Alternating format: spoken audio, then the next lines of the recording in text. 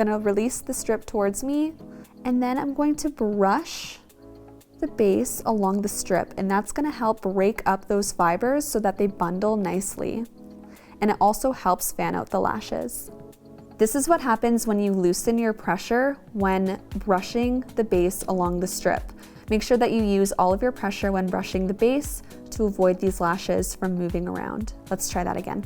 You can also see that I've gripped my bundle within the sweet spot of my tweezer. That's also going to help avoid those lashes from moving around. So the way that I like to pinch is I take my thumb and my pointer finger and I hold them like this. You want to make sure that the base is perfectly in between both fingers so that you're not applying too much pressure from one finger to another. You want to apply even pressure. And now I'm going to slowly release the slightest amount of pressure from my tweezers. You can also shimmy the fan around a little bit if you don't like the way that the lashes are sitting. You can see I'm kind of shimmying back and forth.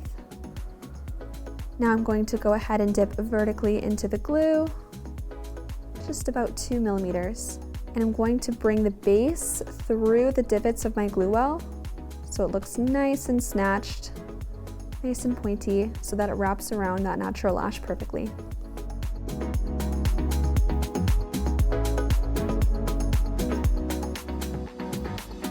And you can just see how nicely that fan opens up. I'm going to show you what it looks like when you don't brush the base. So I'm going to grip my bundle, not brush the base, and I'm going to attempt to fan it. You can see the base kind of stays square, but we want it to bundle nicely to a perfect point. Okay, so brush the base. You can see the base is much pointier.